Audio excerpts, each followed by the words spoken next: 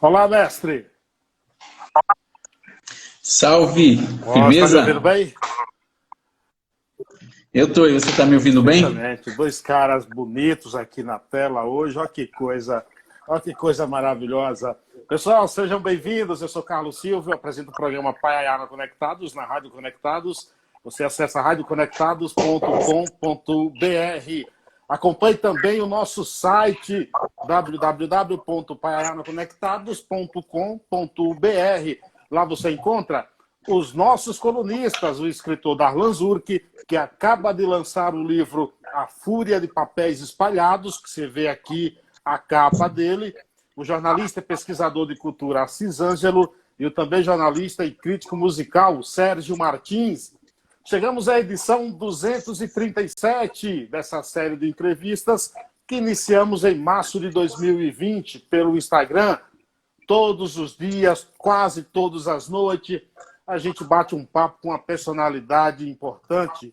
Hoje não é diferente. Já o entrevistei nos estúdios da Rádio Conectados e eu tenho por ele respeito, admiração e inveja também. Eu vou contar a ele por que eu tenho inveja dele. Ademiro Alves de Souza é formado em letras pela Universidade de Mogi das Cruzes, é escritor, autor de romances, livros de contos, crônicas, trabalhou na Secretaria de Cultura do município de Suzano por 8 anos, também já ganhou vários prêmios com sua literatura, além de ser palestrante, ministrado palestra aí por todo o Brasil. Como eu não sou atendente de telemarketing, como ele mesmo diz, eu vou chamar de Sacolinha, o escritor. Que honra recebê-lo mais uma vez por aqui.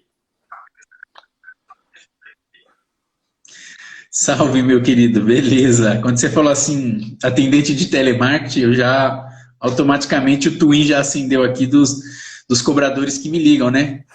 Me chamando de Ademiro, e aí como eu sou mais conhecido como Sacolinha do que como Ademiro, então eu já saio de fininho, eu falo, olha, o Ademiro não mora aqui não, só mora o escritor Sacolinha, entendeu? Mas aí eu teria... Legal, cara, muito prazer.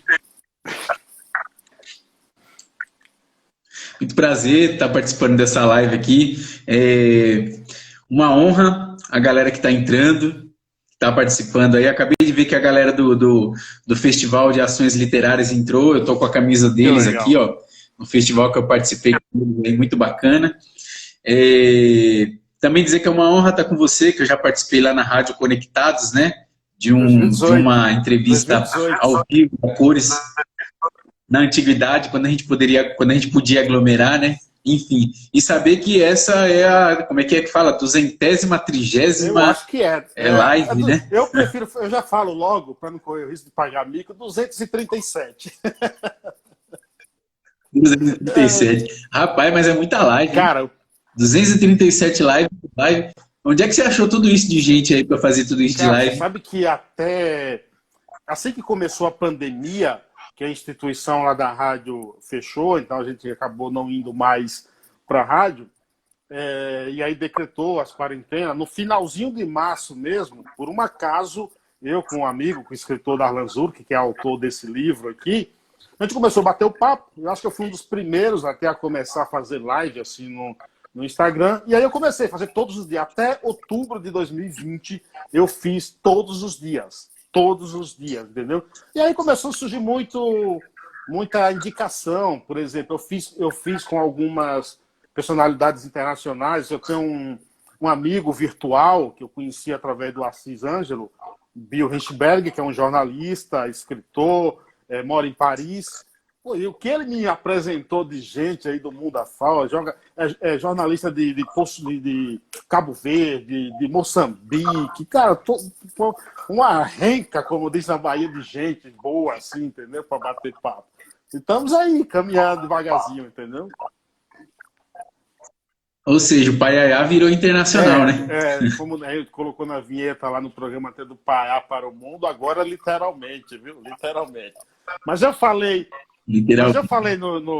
na minha apresentação aqui que, além da admiração que eu tenho pelo teu trabalho, eu acompanho nas redes sociais, eu tenho uma inveja terrível de você, cara. Pelo talento de escrever, não.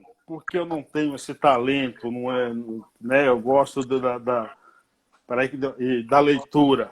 Mas eu tenho uma inveja de você por um evento que teve em Suzano, cara, e que você foi o mestre de cerimônia e apresentou nada mais, nada menos do que um cara que eu considero, já se foi, mas eu considero um dos maiores gênios do Brasil, Ariano Suassuna, cara. Eu tenho uma inveja tremenda de você, viu? Cara, esse dia foi mitológico, né? Virou um mito ter trazido o Ariano Suassuna para Suzano. Inclusive, eu estou, neste momento, escrevendo uma crônica onde eu falo dessa questão de stand-up comedy, né?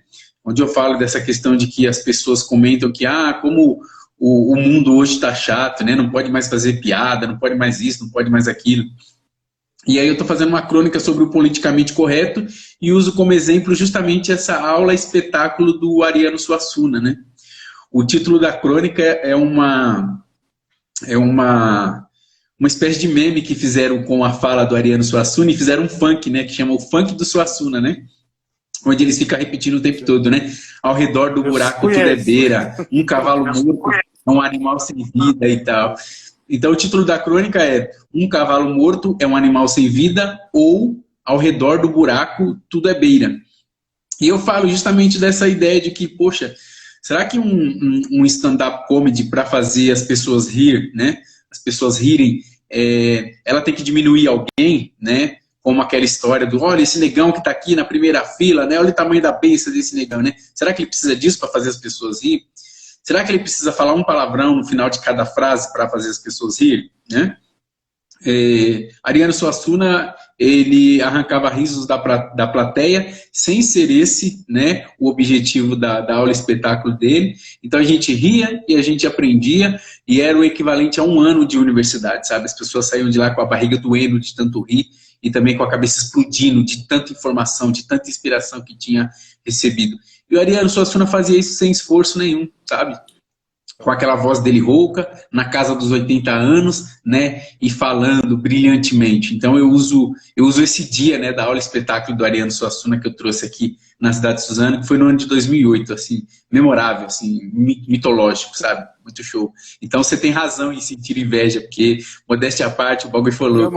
Isso é imperdoável, viu? Tem até eu acho sensacional você falando dos stand-up, e era um stand-up dele, assim, que quando ele fala o seguinte, que a língua alemã é tão difícil que se ele tivesse nascido na Alemanha seria analfabeto, seria mudo, entendeu? Entendeu? Só o Ariano para conseguir tirar essas coisas, né, cara? Sim. Tem um episódio que ele fala da pobreza da língua inglesa, né? Do inglês, né? O glass de glass? Ele fala glass que... de glass? Assim, para falar vidro é glass, para falar copo é glass. Então, se eu pego um copo de vidro para tomar água, eu vou tomar água num glass de glass. Sensacional, sensacional. E que ele fazia isso em toda a aula espetáculo, mas assim, tinha gente que toda vez que ele estava aqui em São Paulo, essas pessoas iam em todas as aulas espetáculo dele, mesmo sendo a mesma coisa, porque as pessoas continuavam rindo. É como, eu acho que você passou por isso, mas é como a gente assistir Chaves e Pica-Pau. A gente sabe o que vai acontecer no Chaves, a gente sabe o que vai acontecer no Pica-Pau, mas mesmo assim a gente dá risada. A gente, é uma sensação diferente a cada momento. Eu acho que o Ariano Suassuna conseguia trazer, de certa forma, uma solução assim, para os nossos conflitos, às vezes, nossos conflitos internos. Eu vou falar bastante aí dos teus livros, Dente de Leão, A Sustentável Leveza de Ser, Entre Amar e Morrer, e eu escolho. Eu sou graduado em Marginalidade, que vai para a 3ª edição, é isso? Já está na 3ª edição. Na 3ª edição. Mas por falar em conflito, para quem não conhece, o Ariano do Sacolinha é de Suzano, aqui na Grande São Paulo, né? Lá de Suzano. Você é a pessoa mais poderosa, assim, de Suzano? Legal. Boa pergunta. Logo na sexta-feira à noite, uma pergunta dessa, né? Cara, Eu estive no Provocações, né, com o Antônio, com o finado Antônio Genial. Abujanra, e ele chegou a perguntar assim para mim se tinha alguma pessoa tão famosa quanto eu na cidade de Suzano. E eu citei Marcelo Cândido, que é uma figura política, uma liderança política que a gente está muito carente, né, no Brasil todo. Então citei Marcelo Cândido e acabei cometendo o equívoco de não citar mais ninguém, mas porque naquela época Marcelo Cândido para mim era uma referência, né? Então eu pelo brilhantismo da liderança do Marcelo Cândido, uma figura negra, importante, intelectual, geógrafo, né? E acabou ofuscando de eu não lembrar de outras pessoas, mas assim, eu queria ter esse poder que você está falando aqui, sabe? Eu acredito que se eu tivesse esse poder, quanto muitas outras pessoas têm aqui na cidade de Suzano, talvez muitas pessoas não estariam passando fome aqui na cidade de Suzano, né? Muitas ruas não estariam sem asfalto, muitos bairros não ficariam debaixo d'água quando na época de grandes chuvas, né? Infelizmente, a gente tem sim pessoas muito mais poderosas do que eu, claro, e aqui eu estou falando de dinheiro, né? Porque poder é uma coisa e dinheiro é outra, né? Mas tem gente aqui na cidade que tem poder e tem dinheiro, né? Porque é empresário, porque é político, porque às vezes é dono de centros educacionais, né? Enfim, tudo aquilo onde para você de fato ser alguém na vida, você precisa passar por esse lugar. Então você precisa passar por uma escola, né, de boa qualidade, você precisa passar, por exemplo, por grupos políticos, grupos de empresários, você tem que pedir a bênção, né? E, infelizmente, Suzano ainda respira coronelismo, né? E aí, se um dia eles quiserem impedir de eu sair da minha casa com o meu carro, né, da minha garagem com o meu carro, eles conseguem, assim como aconteceu isso em 2013, quando eu estava me manifestando aqui na cidade contra uma gestão cultural ineficaz, e um belo dia, quando eu fui sair com o meu carro, tinha um trator na frente da minha casa, né, e eu não consegui sair, né, e eu achei que era um sério, pô, eu achei que era um trator que estava quebrado e tudo mais, mas depois eu fui descobrir que não, era para impedir a minha saída mesmo. Da mesma forma como derrubaram o meu perfil no Facebook, em 2013, um perfil com 5.000 contatos, né? Que eu costumo dizer que rede social para mim é trabalho, né? Não é uma rede social individual, mas é de trabalho. Então eu tinha 5.000 contatos no Facebook e simplesmente conseguiram derrubar o meu perfil. Eu tive que criar um. Então, infelizmente. Quando você abre a porta da tua casa para sair e você vê um trator impedindo a tua saída, isso, de certa forma, não demonstra que você pode não ter o poder do dinheiro, mas a tua força através da palavra é maior? Correto, mas eu acredito que o que é, né, o poder, né, da palavra, o poder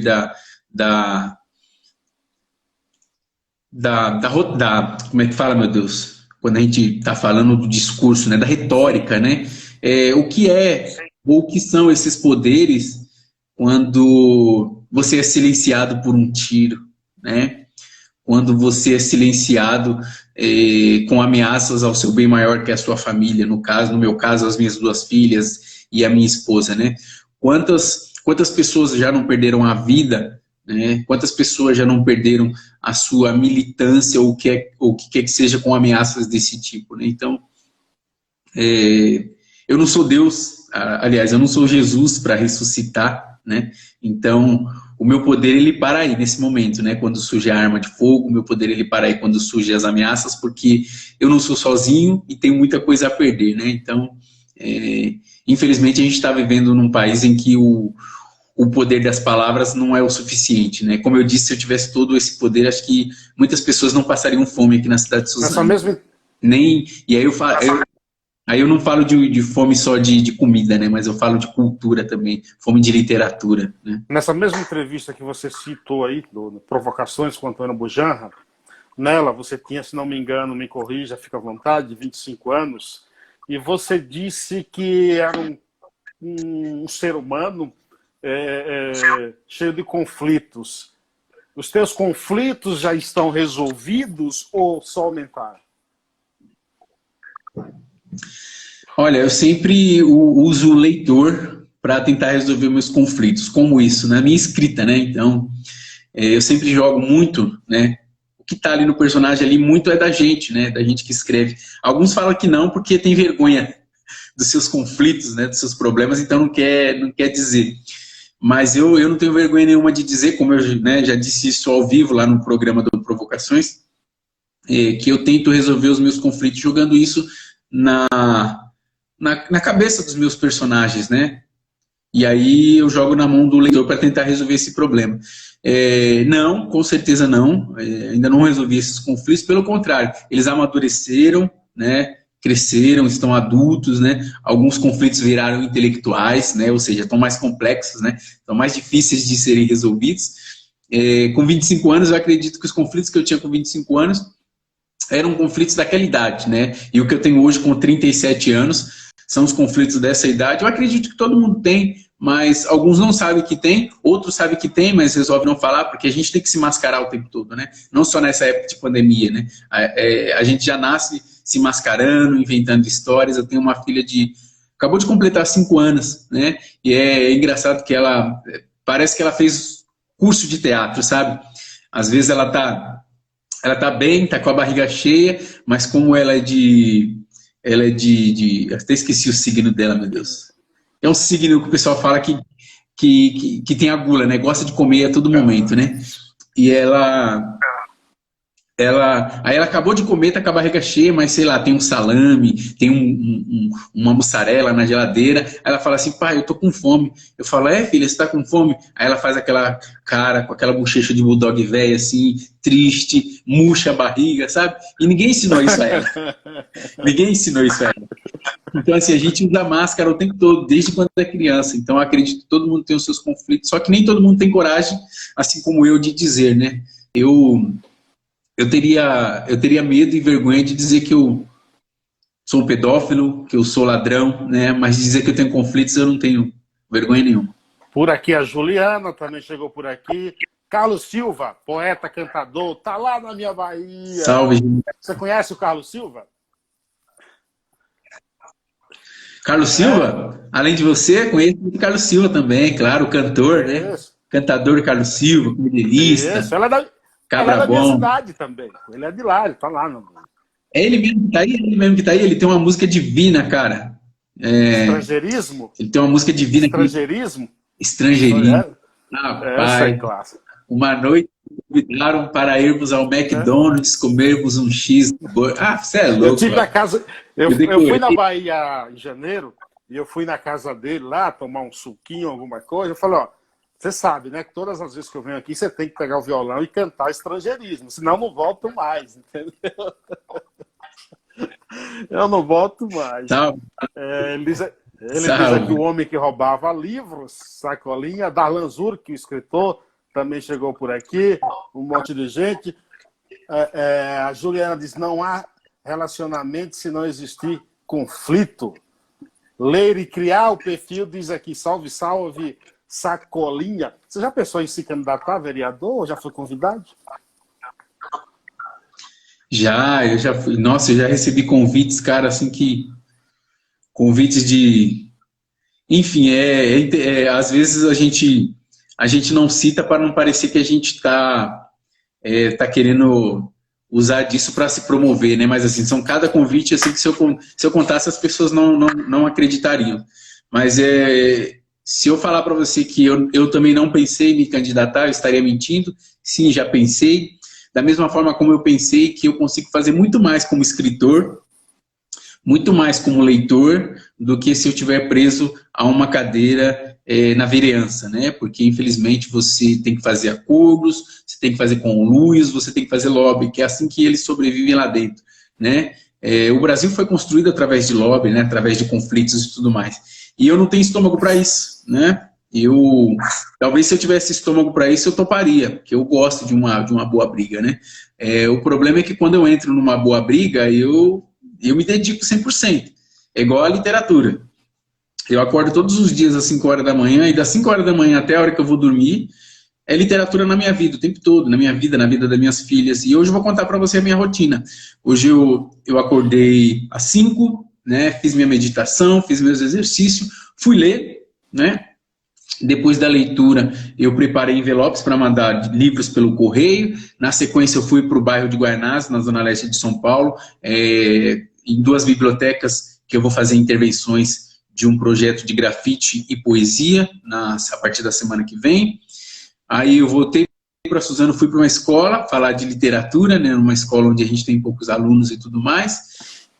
Cheguei em casa, tomei um banho, dei uma descansada e estou aqui falando com você numa live que só está acontecendo por conta da literatura. Amanhã, às 8 da manhã, eu estarei num podcast também, literário, e assim a minha vida, né, ou seja, eu entrei na literatura foi para fazer bonito, não foi para fazer feio. Então eu tento fazer bonito escrevendo, eu tento fazer bonito lendo, eu tento fazer bonito aqui, né, trocando essa ideia com você. Então eu deixo a vereança de lado para me dedicar à literatura, que com ela eu consigo não só salvar vidas, mas eu consigo mudar pensamentos também, que é muito interessante. Me fale um pouco desses 3 livros, quando foram lançados e você reeditou aí também, né, relançou esses aí. Queria dar um salve aqui para a galera. Fica à vontade. Que entrou aí agora há pouco, né? O Henry Bezerra, que é um professor leitor lá de Fortaleza, né, do Ceará. Maravilha. Salve. Também dá um salve aí para minha revisora, que entrou aqui agora, não sei se ela está aqui ainda, mas a revisora Luciana Moreno, uma professora, doutora, né, que eu tenho muito orgulho de conhecê-la, e ela não é só minha revisora, mas ela é minha leitora crítica aí também. E um salve aí pro perfil Ler é Criar Asas, né? É um perfil que acabou de adquirir alguns livros meus aí, e estão preparando algumas resenhas aí para lançar no YouTube. Firmeza total. Continuem aí com a gente, vamos que vamos. Falando desses 3 últimos livros aí, né? Quando você falou assim, me manda uma resenha, né? Do último livro que você publicou. E aí eu entrei num mini conflito, né? Porque eu não sei qual dos 3 é o meu último livro, né? Se é esse, que foi publicado em 2019, né? E até hoje, de 2019 para cá, é o livro mais vendido que eu publiquei. Dente de Leão, esse. Eu não sei se é esse. O Dente de Leão, vou falar dele já, né? Dente de Leão, A Sustentável Leveza de Ser. Eu não sei se é esse, Entre Amar e Morrer, Eu Escolho Sofrer, um conto da pandemia, que saiu pela editora Todavia. E também não sei se é esse aqui, que é o Graduado em Marginalidade, que acabou de ser relançado agora, a 3ª edição. Né? Por isso que eu falei assim, vamos falar dos 3, né? Vamos comentar dos 3. Você quer que eu já vou falando dos 3 direto, ou você tem algumas perguntas prontas aí sobre eles? Eu gostaria até de entrar e falar do Dente de Leão. Me despertou até um pouco a curiosidade, porque também tem um vídeo seu no teu site, é sacolinha.com.br, não é? Teu site? Lá, Não, é escritorsacolinha.com. Escritorsacolinha.com. Acessem lá, tem umas coisas bem bacanas lá, recomendo. Esse podcast também vai ficar gravado na rádio, então, se você não está... A hora que você estiver ouvindo, você acessa o site do Sacolinha que vai gostar. Quando é que você começa a se envolver, ou despertar, ou colocar em evidência esse teu projeto da literatura e paisagismo? Legal. Antes de eu responder, deixa eu dar um salve. A gente está falando da sua live ser internacional, né? Do Paiaiá ser internacional, né? E aí eu falo do meu site, que é .com, que é internacional o meu site. E eu quero dar um salve aí para minha tia, da cidade de Vigo, lá na Espanha. Né? Ela acabou de cobrar aqui. Estou esperando o meu salve para ir dormir. Então, salve, Vanusa Alves. Fala espanhol, Buenas noites. Bem-vinda, amiga. Daqui a pouco ela comenta aí se o seu espanhol está bom ou não, hein? E ela é sincera, então vai cuidar. O Moreno disse aí ainda, valeu, Luciana. Tamo junto. O literatura... Como foi mesmo a sua pergunta sobre o literatura e paisagismo? Me despertou a curiosidade pelo fato de até ter um vídeo seu na internet de quando começou a despertar ou colocar em evidência, na prática, esse teu projeto aí da literatura e paisagismo. Legal. O nome completo do projeto é Literatura e Paisagismo, Revitalizando a Quebrada. Eu sou um sujeito muito caseiro, eu sou um sujeito muito...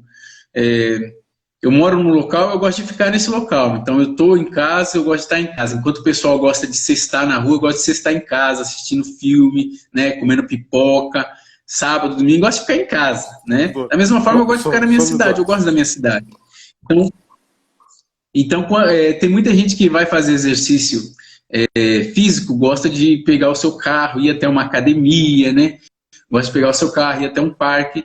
Eu gosto de fazer exercício físico caminhando no meu bairro. Eu gosto de caminhar no meu bairro, né? No máximo, eu vou até um outro bairro, tal, quando a caminhada é maior que 1 hora, e volto. E há muitos anos, desde 2011, eu vim observando que o meu bairro estava um bairro muito feio, sabe? Um bairro muito cinza, faltando verde, faltando cores e tudo mais. Isso sempre me incomodou, né? Porque você vai caminhar num parque, você vai correr num parque, você vê muito verde, né? Você vê muitos pássaros, você vê muita gente de roupa colorida, enfim. E meu bairro, a única coisa que eu via era gente enfurnada nas suas roupas, indo trabalhar de manhã, né, 6 horas da manhã, e o cinza, falta de verde e tudo mais. Isso sempre me incomodando e eu pensando, um dia eu ainda vou fazer um projeto para mudar a cara do meu bairro, porque eu cansei de só criticar, né, de criticar os vereadores, de criticar a prefeitura, de criticar o deputado, o senador, né, ou o presidente. Eu cansei, né, hoje eu arregaço as mangas e faço. E eu cansei só de ficar criticando. Hoje eu sou do tipo que eu só critico se eu tiver uma sugestão para dar, né? E melhor ainda, eu só critico se eu puder arregaçar as mangas e ajudar a mudar. Então eu ficava pensando, o que eu posso fazer para mudar? O que eu posso fazer para mudar? E eu sempre gostei de grafite, né, cara? Eu sempre gostei de ver grafite nos muros por aí, né? Às vezes eu estou dirigindo ali, eu quase bato o carro, não por estar no celular, mas por ficar tentando ver, decifrar os grafites e tudo mais. Porque a primeira vez que eu tive acesso a isso aqui, né, a livros, foi uma experiência muito ruim.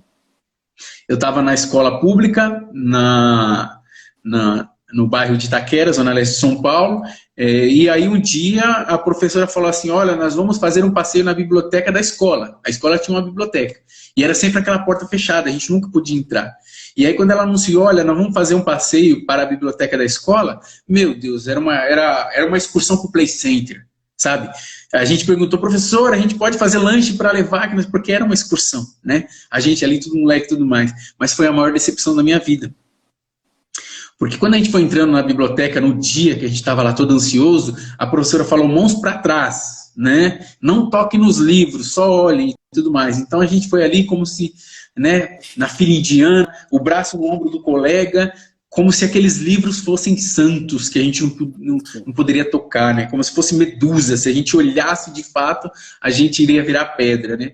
Aí foi então que um colega meu, né, um coleguinha meu, um livro chamou a atenção, ele foi tocar e a professora deu um não, aquele grito assim, não, assim que eu virei pedra, assim, sabe? Daquele dia em diante, até os meus 18 anos, eu não toquei em livro nenhum. Caramba. Não toquei em livro nenhum. Virou um trauma.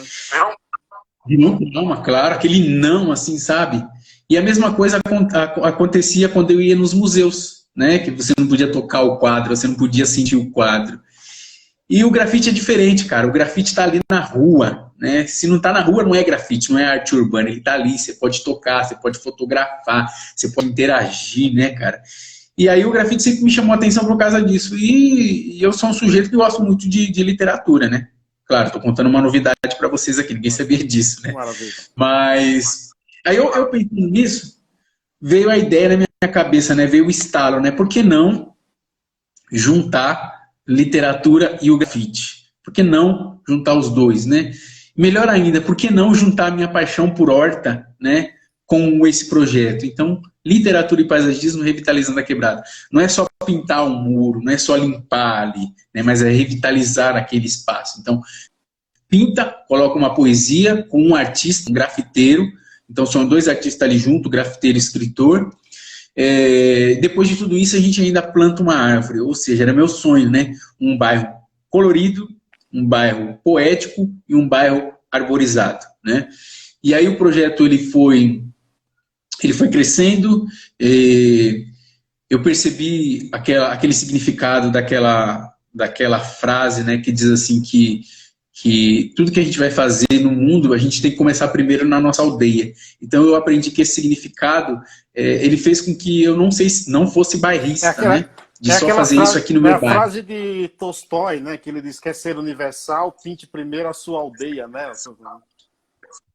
Correto, correto. E aí eu, né, comecei aqui pela minha aldeia e agora eu estou indo em várias outras aldeias. O projeto ele já se transformou em nacional, logo mais a gente vai ser internacional se tudo der certo aí. Mas é um projeto assim que eu tenho orgulho, né, de desenvolver, mais orgulho ainda de saber que eu não exploro ninguém para fazer esse projeto. Todo mundo que participa desse projeto é pago, né? Às vezes menos do que eu gostaria, né? Às vezes menos do que o artista merece ser pago, mas eu não deixo ninguém na mão, né? E o dinheiro desse projeto, ele sai da venda dos meus livros. Esse livro. Então, quando me perguntam assim, mas... Agora, esse livro, ele é crônicas sobre o Verde, sobre esse teu projeto, o que envolve, são dicas, o que envolve mesmo o livro? Então, Dente de Leão, A Sustentável Leveza de Ser, ele é um livro de crônicas que fala de temas pesados, mas de uma forma leve, né? Por isso o título. Mas antes de entrar nele, só concluindo, até porque eu gosto muito de valorizar as pessoas que me valorizam, então eu estou vendo que aqui na live tem leitores meus, as pessoas perguntam assim, mas quem é que patrocina o Literatura e Paisagismo Revitalizando a Quebrada? Porque as pessoas são desconfiadas, né? As pessoas querem saber quanto que eu estou ganhando pelo projeto, aí eu falo, não estou ganhando nada, pelo contrário, eu estou gastando. E aí as pessoas perguntam assim, como assim não está ganhando nada? Para que você aí eu falo assim, eu não estou ganhando nada, né? Mas assim, você está gastando dinheiro, tô. E aí de onde sai o dinheiro? Sai da venda dos meus livros. Então quem patrocina o meu projeto são os leitores, as pessoas que estão, por exemplo, assistindo essa live aqui, as pessoas que compartilham, né, as pessoas que compram as camisetas com as minhas poesias, que leem meus livros, que comentam, que fazem resenha. São essas pessoas que patrocinam não só Literatura e Paisagismo, como, por exemplo, as doações de cestas básicas que eu faço, ajuda às bibliotecas comunitárias que eu também desenvolvo, né? Enfim, aí voltando novamente aos temas, né, do Dente de Leão, A Sustentável Leveza de Ser, o título ele já diz, né, de leveza, né? Dente de Leão é essa planta aqui, né, que é uma planta alimentícia não convencional, que é aquela planta que quando a gente era criança a gente gostava de pegar e assoprar, né? Sim. E aquilo que a gente sopra do dente de leão, que vai voando, cai e vai se replantando sozinho, né? Porque é uma espécie de uma... como é que fala? Não seria uma praga, né? Mas enfim, a gente não planta, ela que se reproduz, os pássaros que fazem disso também. E o subtítulo, A Sustentável Leveza de Ser, é uma brincadeira com o título do Milan Kundera. O título dele é A Insustentável Leveza do Ser. O meu é A Sustentável Leveza de Ser. Então eu pego, por exemplo, a polaridade, né, que existe no nosso país, né? Um é vermelho, o outro é azul, e um fica gritando, vermelho, azul, né? Haddad, Bolsonaro. E ninguém se ouve, cara. Tá todo mundo gritando ali, feito louco, e ninguém se ouve. Então eu venho, né, como uma espécie de uma terceira opinião. Peraí, gente, a gente precisa se ouvir, vamos conversar, vamos dialogar, né? Da mesma forma como eu falo da corrupção, e eu não falo daquela corrupção do dinheiro somente, né? Mas eu falo daquela corrupção de, às vezes, você passar por um farol vermelho, você não dar passagem para um pedestre, né? Você utilizar o acostamento para chegar primeiro, né? Do que aqueles que estão aguardando. Parar numa vaga de deficiente, porque diz que é só 5 minutos, né? Pois é, então assim, eu procuro falar de tudo isso, assim, que eu fujo um pouco do óbvio, né? Da mesma forma como eu falo do Literatura e Paisagismo Revitalizando a Quebrada, né? Então eu tenho uma crônica aqui que chama-se Literatura e Paisagismo Revitalizando a Quebrada, Revitalizando Vidas. Porque o projeto ele cresceu tanto e tomou grandes proporções que ele não só revitaliza a quebrada, né? Eu cansei de ver moleque... Como o teu bairro recebeu isso? Tirando... Como o teu bairro, a tua rua, as pessoas receberam esse projeto? Então, o bacana é que o bairro ele vai crescendo organicamente, né? De uma forma natural. Porque o morador de uma casa, né, ao lado de um vizinho que teve o seu muro revitalizado, ele vê, sabe o Kiko, Quando o Kiko vê a Chiquinha, o Chaves, ou o Nhonho com um brinquedo, aí ele fica olhando assim, com inveja, vai na casa dele e volta com um brinquedo melhor e maior, né? Os vizinhos, quando veem o Literatura e Paisagismo, né, no muro do morador ao lado, ele vê assim e fala, nossa, mas como ficou bonito. Ah, minha casa vai ter que ficar bonita assim também. Aí ele varre a frente da casa dele, tira o mato, às vezes planta uma árvore, e assim vai acontecendo com todo o bairro, né? A molecada passa e fica tirando um selfie de poesia. Meu, moleque que só quer saber de empinar pipa, jogar bolinha de gude, né? Ele começa a tirar selfie com a poesia atrás dele, né? E leva para a professora na sala de aula. Então, olha que coisa bacana isso. Uma vez, teve um morador que viu eu com a Folha de São Paulo aqui no bairro, né?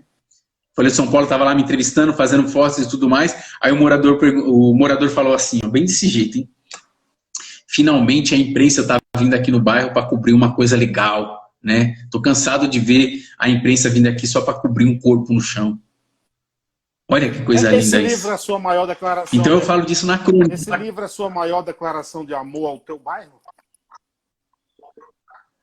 Eu não diria que seria a maior declaração de amor ao meu bairro, mas eu diria que é o meu livro, é o livro que eu tive mais prazer em escrever, é um livro que eu não sangrei em escrever, porque a maioria dos meus outros livros eu sangrei em escrever, né? Eu gosto de contar histórias, né? Eu falo da realidade, mas eu conto história dentro da realidade. Mas Dente de Leão, eu escrevi esse livro de 2018 para 2019, ou seja, há cerca de 3 a 4 anos atrás, eu estava com 34 anos. Com 34 anos, eu já estava morando na minha casa própria, já estava com minhas 2 filhas, minha esposa, enfim, eu estava numa situação muito melhor do que a situação que eu estava escrevendo os outros livros. Então, eu tinha tempo e tranquilidade para pensar sobre os temas que eu ia escrever. É o meu primeiro livro de crônicas. Eu tenho 9 livros publicados, 8 são na área da prosa, né? Romance, conto, autobiografia, que eu tenho também a minha autobiografia publicada, e aí faltava um livro de crônicas para completar essa coisa da prosa, né? E aí quando eu vou escrever um livro de crônicas, a crônica é isso, você tem que pensar naquilo que você vai escrever, você não pode só inventar, né? Então você tem que pensar, porque você vai pegar um assunto e falar da realidade. E aí eu digo que é um livro que eu fiquei mais tranquilo de escrever e não sangrei, justamente porque eu tive tempo. Quando eu falo, eu tinha minha casa própria, né? Eu tinha meu carro na garagem, as minhas filhas estavam alimentadas, tinha comida na geladeira, eu tinha a possibilidade de ajudar alguém e tal. Ou seja, eu não tinha um aluguel para, no dia seguinte, estar preocupado como é que eu vou pagar esse aluguel, né? Meu Deus, eu preciso estar para esse tal local, como é que eu vou fazer para ir com a mochila cheia de livros, sendo que eu não tenho um carro? Não, nada disso. Então a minha cabeça estava mais leve. Então eu não sangrei e fiquei mais tranquilo para escrever, né? Mas uma coisa, você falou aí que a tua vida, né, respira literatura, eu acredito, e você falou aí das suas 2 filhas, eu não sei quantos anos elas têm. Uma curiosidade até, como é que é a rotina tua em relação à literatura e as tuas filhas, cara? Eu acredito que a tua resposta pode até servir de motivação e exemplo para pessoas que estão ouvindo ou que irão ouvir isso também. Legal.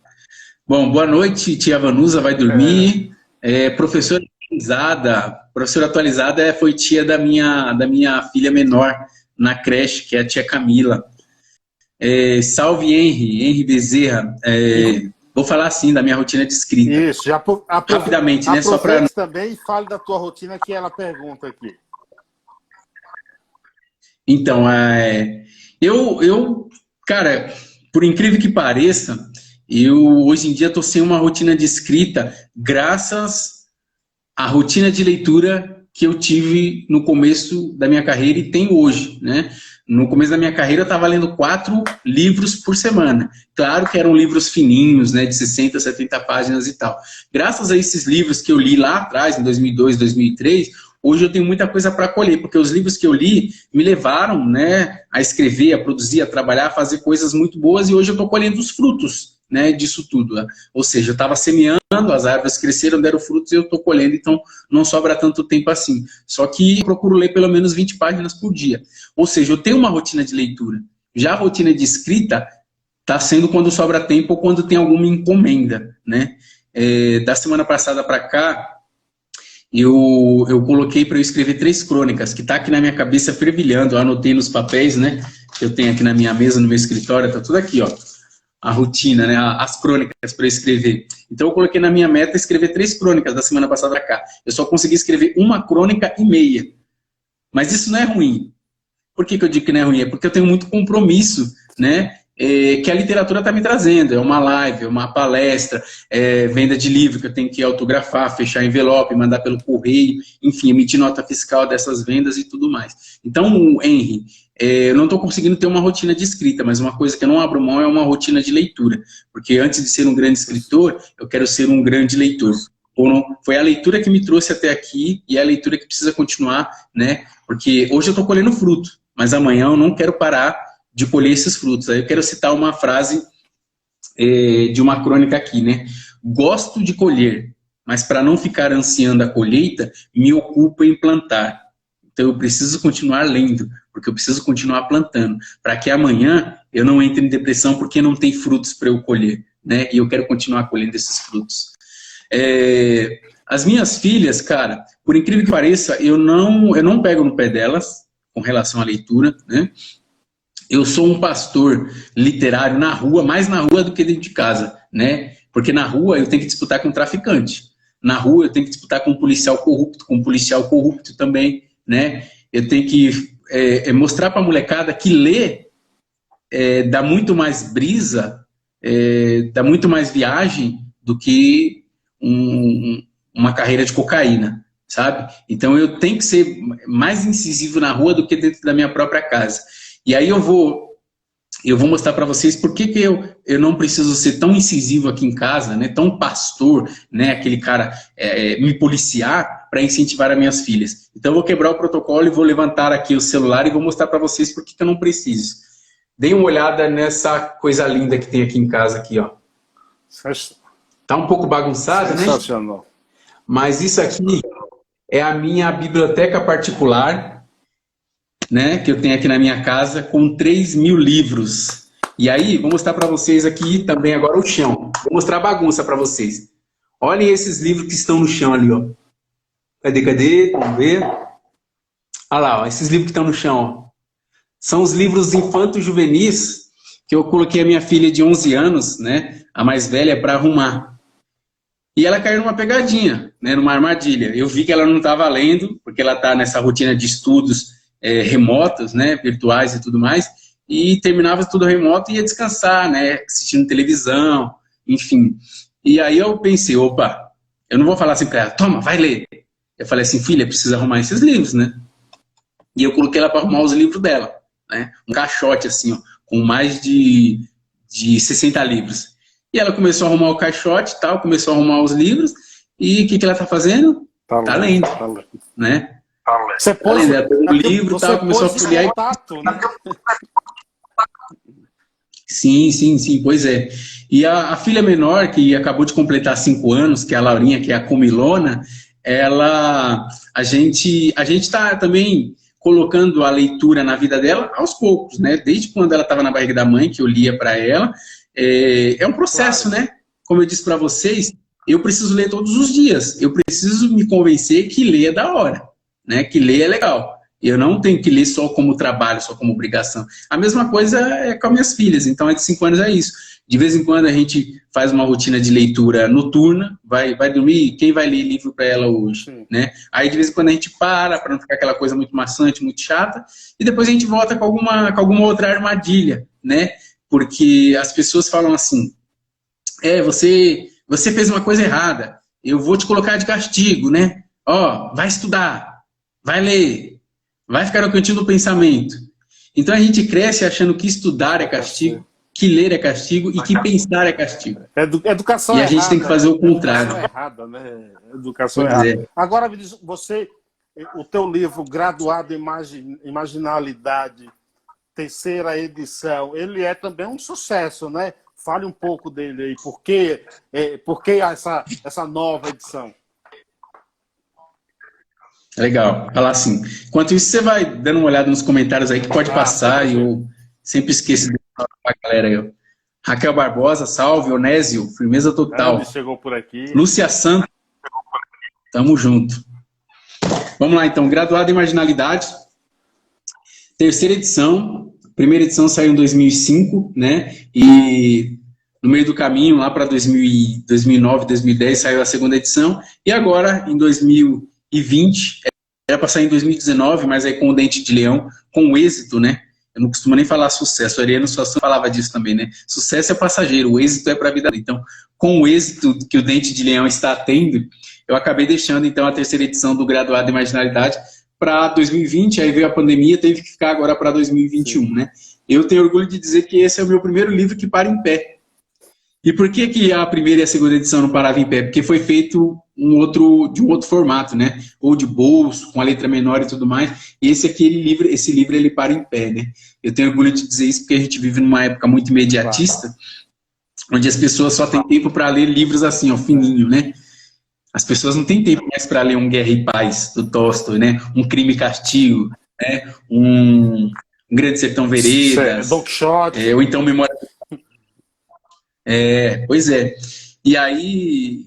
E nós, escritores, entramos na onda. Nós acabamos escrevendo coisas curtas, porque tipo, se escrever acima de 200 páginas, as pessoas não vão ler. No máximo, os adolescentes, se for um livro para eles, né? Porque adolescente lê, né? Pega uma saga tipo Harry Potter e lê...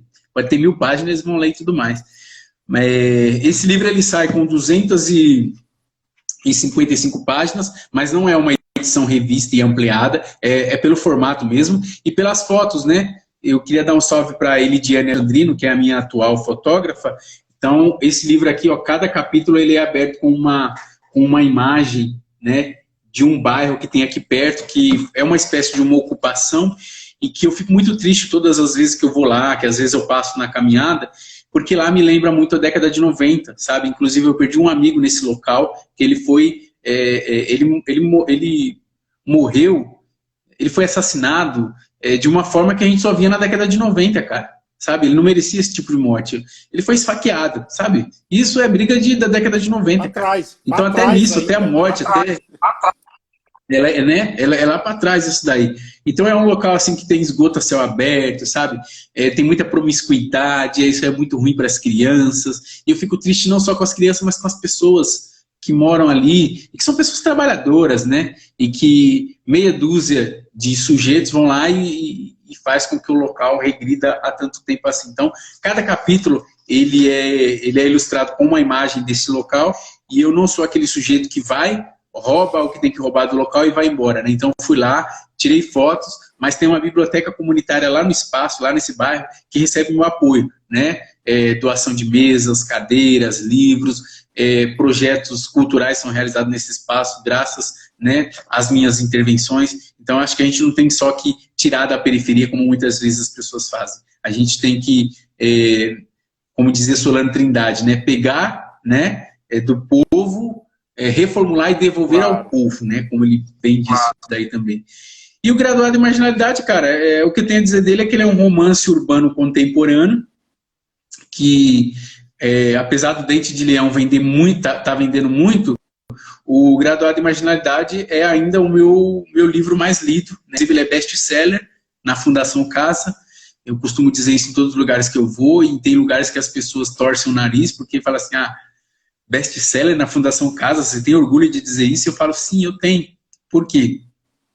Porque é muito fácil a gente ser best-seller em lugares que as pessoas já leem. Que as pessoas já leem. Agora eu quero ver você ser best-seller num lugar onde as pessoas dizem não gostar de literatura. Não é que as pessoas não leem. Sim. Foi um projeto da ONU, Organização das Nações Unidas, né, Unesco, Ministério da Justiça, Ministério da Cultura, que ocorreu de 2010 a 2012. Eu, né, e a Maria Valéria Rezende, a escritora lá da Paraíba, né, premiadíssima, a gente desenvolveu esse projeto com essas organizações, né, com esses ministérios, de incentivo à leitura nas penitenciárias de segurança máxima, que até 2012 eram 4, né, penitenciárias federais. E aí, nessas penitenciárias, eu não só dei aula, eu e a Maria Valéria Rezende, nós não só demos aula para Fernandinho Beiramar, como a gente deu aula também para ex-deputados milicianos presos, a gente deu aula para Elias Maluco, enfim, vários desses bambambãs da criminalidade, né? E o que me chamou a atenção lá é que, assim, aqui no estado de São Paulo, onde eu sou graduado em dar oficina nas fundações Casa, nas penitenciárias, né, estaduais, tanto a masculina como a feminina, aqui eles não leem. Já nas federais é muito diferente, eles leem e leem muito, né? Porque eles têm celas individuais, passam 22 horas por dia preso numa cela, saem 2 horas somente para o banho de sol. Então, o que eles vão fazer nessas 22 horas, além de dormir e de se exercitar? Eles leem. Tem presos que chegam lá, por exemplo, presos estrangeiros, né, da Colômbia, da Bolívia, do Uruguai, que eles não sabem ler o português, mas eles fazem aula para aprender a ler o português para ler, para passar o tempo, porque ficar sem ler na cadeia, numa cela individual, sem conversar com ninguém, sem ter um celular, é muito ruim, é uma tortura. Então eles fazem de tudo para ler, para ter acesso à leitura. E eles só têm acesso, eles só têm direito a ler 10 publicações por semana. São 5 livros e 5 revistas que eles têm direito. Se eles tivessem direito a ler 20 publicações, eles iriam ler 20 publicações, né? Então a gente chegou para dar oficina para sujeitos que já liam. Então foi muito diferente do que a gente fazia, do que eu fazia aqui em São Paulo e a Valéria Rezende fazia lá na Paraíba. Mas assim, foi um aprendizado e tanto assim para a gente. Inclusive, todas as vezes eles agradeciam, né, quando a gente saía de lá, obrigado por vocês virem aqui, por fazer isso que muita gente não quer vir fazer. E eu agradeci em pensamento, obrigado vocês, né, por estarem aqui e por eu aprender, né, o que eu aprendo com vocês aqui também. É claro que eu não ia falar assim, obrigado por vocês estarem presos, né? Claro que não. Ia pegar, claro que... ia pegar a mão. Agora me diz o seguinte, Sacolinha. Sim. Entre amar e morrer, você escolhe, eu escolho sofrer. Esse é o teu título mais enigmático de todos os livros? Poderia ser, cara. Por enquanto é. Por enquanto é. Mas tem outros títulos vindo aí que, assim, a maioria dos meus títulos surgem à noite, de madrugada, quando eu tô dormindo, e de repente acordo de um sonho, eu acordo com isso, não sei de onde veio esse título e eu anoto, né, deixo anotado ali e depois eu acabo utilizando. Mas o Entre Amar e Morrer eu escolho sofrer não foi um título que surgiu quando eu estava dormindo, né? Foi um título que eu escrevi a história e depois, lendo, relendo, eu falei, vai ser esse o título, Entre Amar e Morrer eu escolho sofrer. Por quê? É uma história que se passa na pandemia e fala sobre amor e solidariedade em tempos de pandemia, né? Eu acredito que toda ação de solidariedade, né, por trás tem algum interesse individual, né? Então as pessoas não fazem solidariedade porque são bonzinhas somente. Muitas, por exemplo, querem se sentir bem. Muito, por exemplo, tem alguma promessa a cumprir. Muitos querem deitar a cabeça no travesseiro e saber que fez o bem para alguém. Então toda ação de solidariedade tem esse interesse por trás. E quando o Leandro, da editora Todavia, me ligou, né, me explicando o projeto, e me disse o seguinte, olha, Sacolinha, a gente quer lançar uma coleção ensaios da pandemia, onde vai ter um político falando de política em tempos de pandemia, um sociólogo, né, falando de sociologia em tempos de pandemia, um jornalista, enfim. E a gente queria um escritor de periferia falando como a periferia está enfrentando a pandemia. E eu disse o seguinte, olha, eu até topo, desde que eu possa escrever uma história de ficção. Porque eu gosto de contar história. Eu gosto muito de ouvir história, ou seja, eu gosto de ler. Então, assim, ao mesmo tempo, eu também gosto de contar história. Eu não quero que as pessoas peguem um livro meu e quando a pessoa abra, caia sangue. Eu não quero. Eu quero que as pessoas leiam o livro e se sintam confortáveis em ler esse livro. Então, toda história minha tem todo livro meu tem uma história muito bacana por trás que dá gosto de ler. E aí eu resolvi escrever como a periferia estava enfrentando a pandemia, como está, né, enfrentando a pandemia, só que eu coloquei uma pitada de amor, né, e uma pitada de solidariedade nessa história. E já a começar pelo título, né, que é muito provocador, né? Entre amar e morrer, eu escolho sofrer. E as pessoas falam assim, ah, não, eu prefiro viver. Ah, eu prefiro amar. Eu falo assim, então, se você prefere viver, você escolhe sofrer. Se você prefere amar, você escolhe sofrer, né? Porque viver é sofrer. né? A felicidade do pobre parece a grande ilusão do carnaval, que a gente trabalha o ano inteiro por um momento de sonho para fazer a fantasia. A gente trabalha por um momento de sonho. A gente passa a sexta-feira, aliás, a gente passa a semana toda esperando a sexta-feira, para no domingo, na hora do Faustão, a gente entrar em depressão, né? Na hora do Fantástico, a gente já ficar daquele jeito, ali, meu Deus, amanhã eu tenho que trabalhar. E a gente é infeliz na segunda, na terça, na quarta, na quinta. Volta a ser feliz na sexta, no sábado e no domingo de novo. E a gente fica nesse ciclo vicioso que os capitalistas gostam de chamar de a corrida corrida dos ratos, né? Você tá ali, você tá sempre no mesmo lugar, né? Pagando boleto, trabalhando, pagando boleto e tal. E... O Eduardo... Então, ou seja, viver é sofrer. E amar, eu acho que quem ama e fala assim, eu sou feliz por amar, eu não sofro, é o bobo da corte. Porque amar é sofrer. Não é todo momento que você é feliz e que você não sofre. Se você não sofre, não é amar. Olhando para a tua grande trajetória, hoje já, e como você é um cara novo, né? Eu sou um pouquinho mais velho que você é um cara novo. Qual é a palavra da nossa amada língua portuguesa que define hoje a história, que melhor define a história do Sacolinha? Rapaz, tu me pegou agora, hein? Você podia ter mandado essa pergunta antes para mim no WhatsApp para eu me preparar. Perdi a graça. Você é bom demais, cara. Então... Rapaz, uma palavra que define a minha trajetória... Melhor define a sua trajetória até hoje. Então, cara, eu usaria duas, né, cara? Eu usaria duas. A primeira seria persistência e a segunda seria êxito, né? Persistência, porque o meu trabalho, ele não deve nada para intelectual de academia nenhum. O meu trabalho, ele não deve nada para escritor branco e rico. Não deve nada.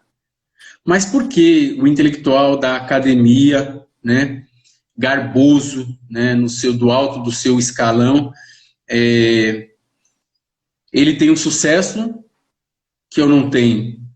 Por que um escritor branco rico ele tem um sucesso que eu não tenho, né, sendo que o meu texto tem a mesma qualidade ou até melhor que a dele? Então eu continuo na persistência, porque eu acredito que um dia eu vou vencer esse racismo. Um dia eu vou conseguir pular esse muro, né? Porque o meu trabalho é bom. Ele não é bom só porque eu produzo coisas boas, mas ele é bom porque, além disso, eu faço crítica, eu faço provocação no meu trabalho, eu salvo vida, eu mudo pensamentos. Eu estou escrevendo, mas ao mesmo tempo eu estou doando uma cesta básica. Eu estou escrevendo, mas ao mesmo tempo eu estou ajudando uma comunidade, sabe? Então eu sou tão bom quanto ou até melhor. E por que eu ainda não... Você esperava uma estátua na Praça de Suzano ou o nome numa biblioteca? Cara, eu nem esperava uma estátua. Nome na biblioteca eu já tenho, né? Inclusive quero mandar um salve aqui para a escola Jacques Cousteau, que é aqui em Suzano, que deu o nome da sala de leitura com o meu nome, certo? Estou vivo, flores em vida. Eu também tenho a Academia dos Professores de Letras em São Paulo. Os professores da Prefeitura de São Paulo têm uma academia de letras e tem uma cadeira que é o nome também, sabe? Então, é claro que a gente quer ser premiado, é claro que a gente quer ter louros em vida e tudo mais, mas não é isso que eu espero. Mas eu espero não precisar sofrer tanto para que o meu trabalho chegue onde tem que chegar, sabe? Eu espero não precisar ter que acordar às 5 horas da manhã todos os dias e dormir às 10 horas da noite, né? Eu não espero ter que ficar o tempo todo dizendo, olha, o meu trabalho é bom, né? Eu não espero ter que voltar ali a vender livros na rua, como eu já vendi. 2005, 2006, 2007, eu vendi muito livro de mão em mão nas portas dos bares na Vila Madalena, sem ter um centavo para voltar para casa, botando fé que eu ia vender um livro para voltar ali. Então, assim, acho que eu não precisaria passar por isso, né? Eu já fiz um grande serviço para a sociedade e não estar nesse exato momento roubando alguém, roubando alguma casa, né? Eu estou aqui produzindo livros, roubando sorrisos, roubando emoções, provocando sentimentos. Então, eu já fiz um grande para a sociedade nesse sentido. O Rubem Fonseca tem um conto que diz muito bem sobre isso, chama-se O Cobrador, né? O cara, ele sai da cadeia e vai cobrar tudo que a sociedade deve para ele. Casa com piscina, né? Uma boca com todos os dentes, dentes brancos, limpos, saudáveis, né, de todas as formas. Então eu não virei esse cobrador, eu virei um escritor, né? Então eu procuro me calcar sempre na ideia da persistência. Eu vou continuar fazendo certo, porque um dia vai dar certo, entendeu? Eu com 9 livros publicados, aí eu não estou chorando, eu estou fazendo observações, eu estou fazendo provocações. Por que eu, com 9 livros publicados, eu tenho que ser o cara que escreve, tipo o Plínio Marcos da minha época, né? Eu não deveria ser, na época do Plínio Marcos, tudo bem, ele ser o escritor, ser o vendedor, né? Ser tudo. Mas na época que a gente está vivendo, com rede social, com tudo, eu sou o escritor, eu sou, às vezes, o modelo da capa, né? Como foi o caso do meu primeiro livro, eu sou o vendedor dos meus livros, eu sou o cara que emite a nota fiscal, eu sou o cara que vai ao correio, eu sou o cara que faz propaganda, que faz a distribuição. Eu não deveria estar passando por isso, sabe? É uma provocação que eu deixo assim pra galera, porque às vezes a gente para pensar, sabe? Não no meu caso para desistir, porque se fosse para desistir eu já estou atrasado. E enfim, para finalizar, a segunda palavra, né? Êxito. Porque, apesar de tudo isso, dessa persistência de estar correndo atrás, eu acredito que eu teria tudo para estar fazendo diferente. Como eu disse, eu não estaria aqui nessa live com você, né? Talvez eu estaria aparecendo no jornal como alguém que matou alguém, como alguém que roubou e acabou de ser preso e tudo mais. Mas eu tô aqui, Você acha, né, cara? Você acha, e êxito, você acha que tem para desistir? Eu não tenho, cara, porque a minha mãe, ela me pariu com 16 anos. Ela veio do Vale de Jequitinhonha, que na década de 70 e 80 era conhecido como Vale da Miséria, né? Vale de Jequitinhonha em Minas Gerais, né? Então ela veio com 15 anos aqui para São Paulo para trabalhar em casas de família, né? Como as pessoas diziam, e ela conheceu alguém, ficou grávida, esse alguém deu no pé. A minha mãe, de tão ingênua que era, não sabia nem como ficou grávida, e quando ela foi para o hospital para me parir, ela não sabia nem por onde eu ia nascer, nem por onde eu ia sair, porque ela não sabia como funcionava isso, né? Então, cara, para eu estar aqui hoje, com 9 livros publicados, nesse exato momento, estar sendo lido, né, na França, nos Estados Unidos, né, isso é um êxito, cara. É um êxito que, assim, Agora, eu acho que poucas pessoas chegariam até onde eu cheguei. E aí não é uma questão de ser leonino, não. É uma questão de amor próprio, de reconhecer aquilo que a gente faz, porque para dar pedrada na gente tá cheio. Então eu não quero ser essa pessoa que vai dar pedrada em mim. agora, já que você não quer mais ir vender livro na rua, onde as pessoas podem encontrar o teu livro para comprar?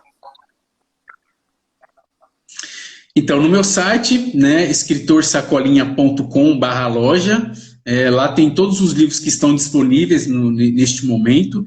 E o meu livro também tem em todas as livrarias virtuais, né? O Entre Amar e Morrer, Eu Escolho Sofrer, tem e-book também na Amazon, nas livrarias virtuais, enfim, Graduado em Marginalidade também, Dente de Leão e os outros livros. Mas quando você compra no meu site, você está contribuindo para esses meus projetos, né? Porque quando é compra em outras livrarias, em outros sites, eu só recebo 10%, né? Que a editora só vai me pagar 10%, a livraria só vai me pagar 10% do valor vendido. Quando é vendido no meu site, eu ganho 100%.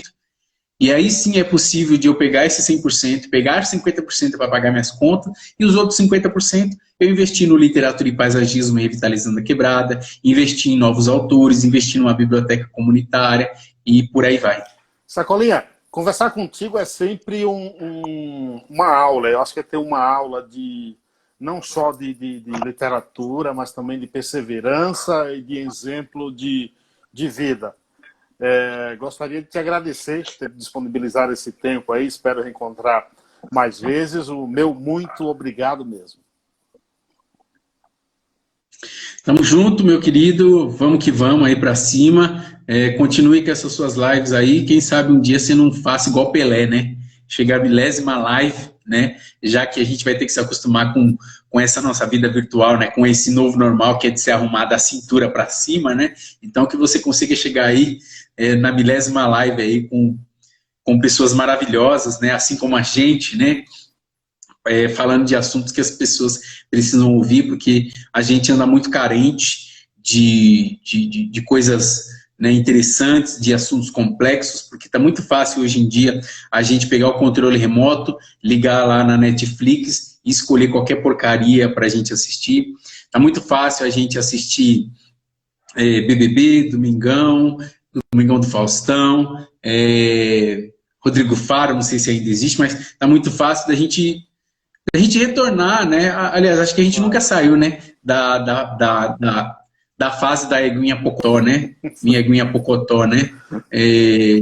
Eu acho que a gente está tão carente disso que a gente precisa sempre estar batendo na tecla. Assim como eu falei que o traficante não descansa, que o político corrupto não descansa, a gente que faz o bem não pode descansar. Então, rumo à 1000ª live aí, acabei de te fazer uma provocação, acabei de te dar esse serviço, continue com isso. Muito obrigado pelo espaço. Satisfação. Beleza? Valeu toda a galera que ficou aí. Obrigado a todos. Valeu a toda a galera que ficou aí até o momento. Que vai assistir depois dessa live. Estão pedindo aí para você ministrar um curso aí de administração também, tá? Ó.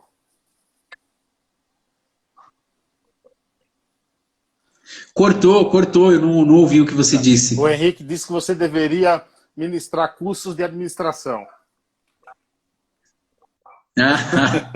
Eu acho que primeiro a gente tem que se convencer da gente é bom numa coisa, né? Então, eu ainda preciso me convencer que eu sou bom em administrar o meu próprio tempo para depois pensar nisso daí. Mas valeu, Henry, aí pelo respeito de sempre e tamo junto, meu querido. Vida longa aos professores. O Henry é professor, então vida longa a todos os professores aí. Firmeza total, tamo junto, meu querido. Valeu, gente. Se inscreva no canal Pai Ayana Conectado. Essa live vai lá pro YouTube. Sacolinha, mestre, sucesso sempre. Grande abraço, até a próxima. Valeu. Abraço. Valeu, Camila. Tamo junto. Professora atualizada. Um abraço. Tchau, um abraço.